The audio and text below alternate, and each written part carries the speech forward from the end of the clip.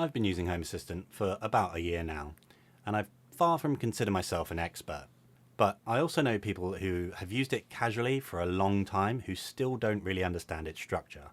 So in this video, I'm going to start by explaining the basic structure of Home Assistant from the top down and the main terms people typically use, so that you can at least get your head around what people are talking about when you Google a problem and end up on a random forum thread. What I'm talking about first is devices and how they get into Home Assistant and how different data and controls within a device work. I'm going to work my way down from the top, kind of like an international address. We have the largest thing at the top, the country, and we work our way down in smaller chunks until we reach a building number, for example, which would be the individual entity in Home Assistant. So from the top level in a Home Assistant instance is known as an integration, which is essentially a set of instructions that tells Home Assistant how to interface with a certain group of devices. For example, there is a WLED integration, which you can find any WLED devices on your network, connect to them, control them, and read data from them. Integrations come in a few different forms. There are a lot of official integrations built into Home Assistant straight out of the box. And then there is HACS, the Home Assistant Community Store, which itself needs to be installed using an add-on. So it's quickly worth talking about add-ons here, because they are a slightly different thing. Add-ons are services which run in the background of the Home Assistant operating system and allow Home Assistant to speak to integrations in order to connect devices. For example, the Home Assistant Matter server is installed as an add-on. You then need to use the Matter integration to talk to this add-on to manage Matter devices. And it's worth noting here that you only get the add-ons section in Home Assistant if you install the full Home Assistant operating system. Otherwise, you need to run a program called Docker yourself and manage the Docker containers yourself, which is essentially all the add-ons are. So I always recommend running the full Home Assistant operating system, even if that's within a virtual machine, because it can then manage those containers as add-ons itself, which is significantly easier. Now let's get back to integrations. Within an integration, you will find integration entries. These are a bit strange because they work differently depending on the particular integration that you're using. In some, like the WLED one I mentioned earlier, you get an entry per device. But in others, you may get one entry that exposes multiple devices. And in others, you can only have a single entry through which all of its devices are exposed, like the MQTT integration. Integration entries often have the option to do some configuration, like setting server information or API keys, so this level is usually pretty set and forget. Unless you ever need to reload the entry in order to get updated information, as I often have to do with my WLED entries to get the latest presets I've created. But this process also happens when you restart Home Assistant. Now quickly, I think it's at this level where most people start to get a little confused, because sometimes there's an entry per device, so it appears to be synonymous with devices, but it's not always. So don't be tripped up by that assumption. So now, a level below the integration entry, we finally get to the devices themselves. As I said, there could be one or more per integration entry. That depends on the integration.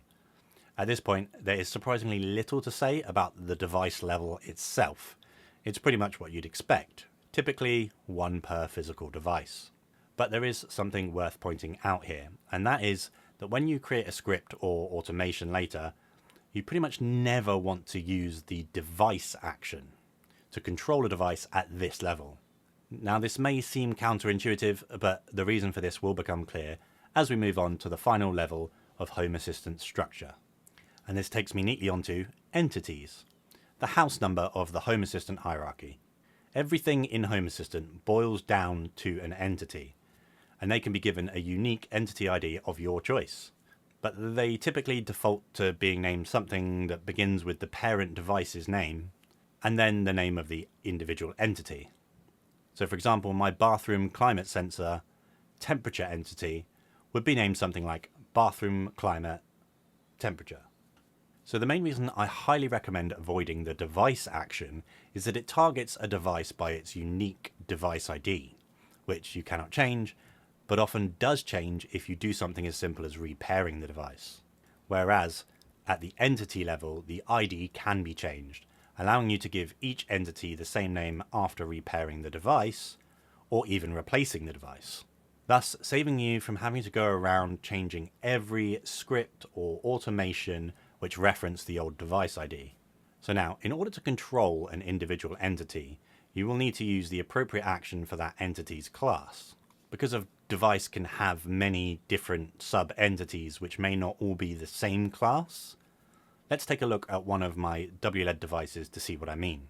A typical WLED device will have at least one light entity, but will usually often have several other types, like select drop-downs, sliders, switches, but it will also often have some sensor entities which merely expose a value to Home Assistant which cannot be changed, but may be useful as a condition in an automation.